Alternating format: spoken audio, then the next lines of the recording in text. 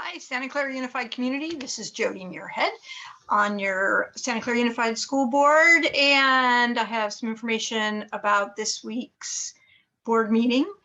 It's been a very busy week, so I'm a little later than I like to getting this out to you, but there is definitely some things on this week's agenda that I want to share. So I've brought up this week's agenda, and I'm just going to highlight a few things, try and make this short and sweet. We've got a public hearing about our trustee area maps. So we've had a couple of these public hearings to get information from people about what they might like the maps to look like.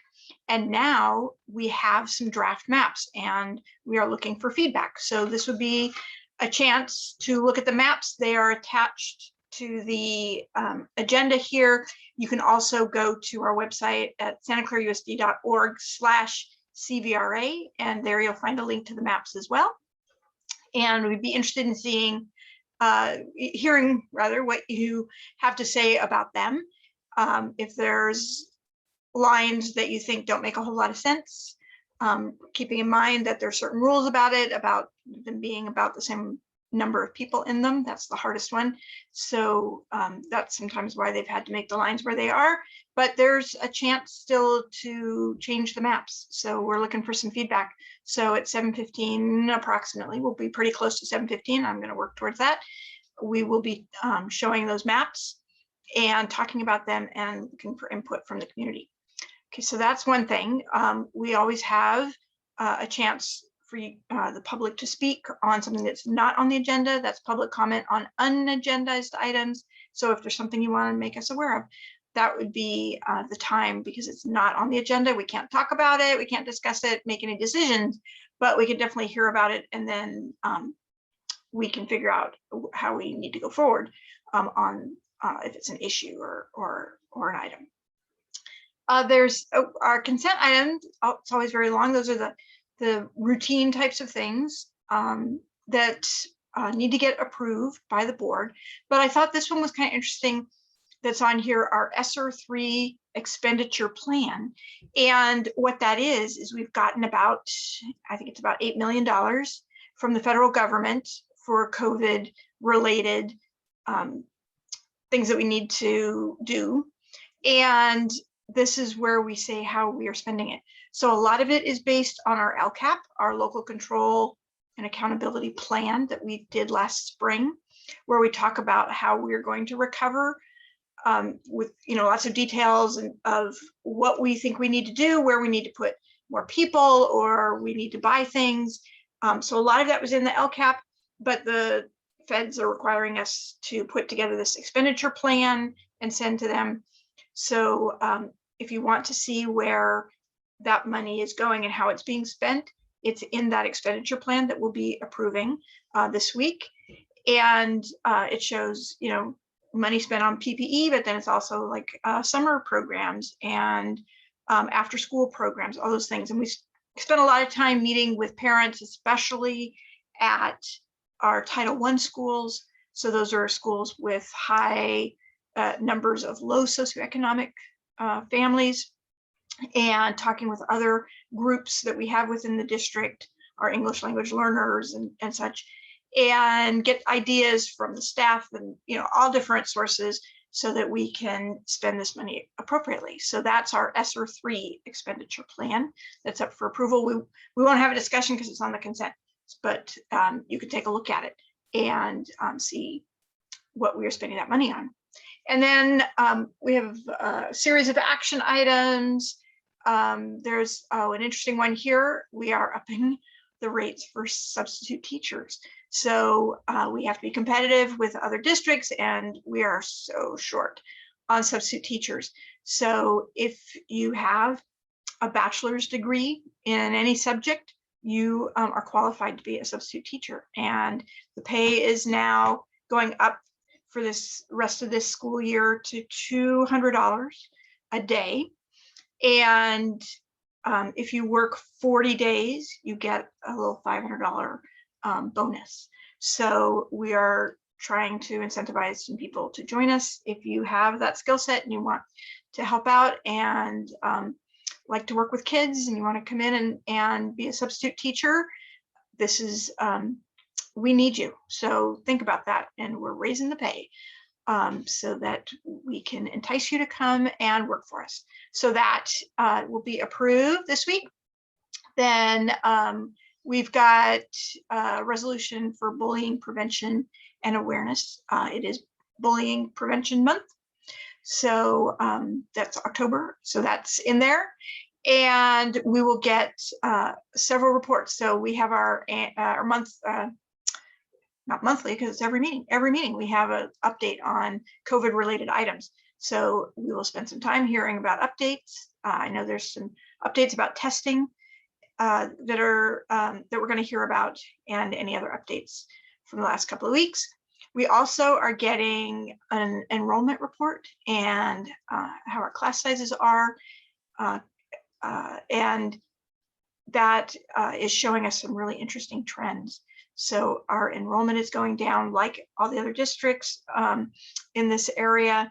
We are still able to manage, but we'll need to make some adjustments for next year. So we want to take a really close look at what's happening with our enrollment. And then we also had given direction to have smaller class sizes. And so we want to really look at that, make sure that we're doing what we wanted, what our plan was, make sure that that's happening, and how we need to, what if we need to do things going forward for next year. So that'll be there. We have an annual nutrition services report. So we'll hear about all the amazing food that is being made for our students, how it's free for all, breakfast and lunch, and some of the issues they've been having, what they've been doing to compensate for those issues, what they're going to do going forward. So that'll be an interesting report also, but some good news there. We have a discussion item here that our state school board association has asked us to pass in support of our board meetings getting the proper attention from our police officers. So it hasn't happened in our district, but in districts around the state, there have been some where there's been issues with people coming in and disrupting the meetings. And sometimes the police in those areas are supportive, not always. So we're asking that the state level officials take a stand about how important it is that our school board meetings throughout the state are safe for our school board members and our staff and our community. So we are making a resolution to send to state officials to ask them to maintain order at our school board meetings and support the police that are doing that. We have a whole lot of policies that get changed. Quarterly, we get updates because of changes to the law. So we need to update our policies to keep up with those. And so those are in there. We also have a policy that's being updated about our board meeting agendas, just to make them a little more streamlined and smooth. So that's all in the policy updates. It's about 120 pages. So take some time. And if you want to look through, most of them are pretty simple legal changes. That's it. There isn't too much in there that's just us making changes for the board.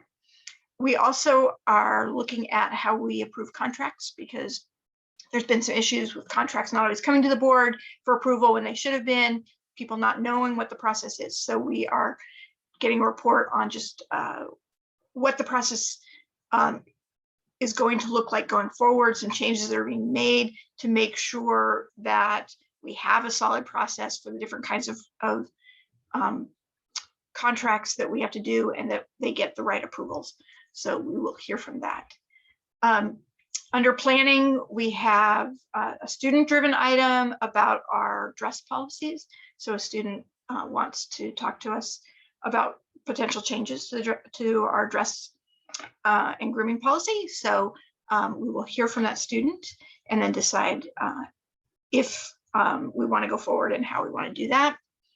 And a board member has asked the superintendent to come up with a committee for a particular topic. So that's in there as well, having to do with our transgender students and making sure that we are doing what we need to do for all of our students, and especially our transgender community. So that is the agenda for our meeting this week, October 28th.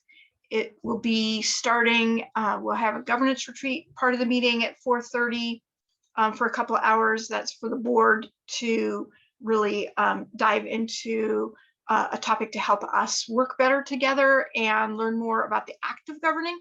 So that part is not being streamed because that's just for us to get better at our jobs.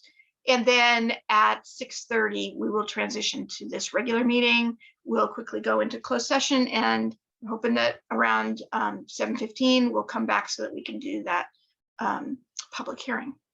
Okay, if there's anything else that you want me to talk about in future videos, please reach out to me. I can be reached at jmuirhead@susd.net, or I can be reached on Facebook or Twitter. You can find me on those, and or just, you know, around town, which is starting to get out a little bit more. So please reach out if you've got something you'd like me to attend, you know, PTA meetings or other kinds of events in town. Always happy to be there and support. And I hope to see you at our meeting on Thursday or around. So thanks a lot and have a good week.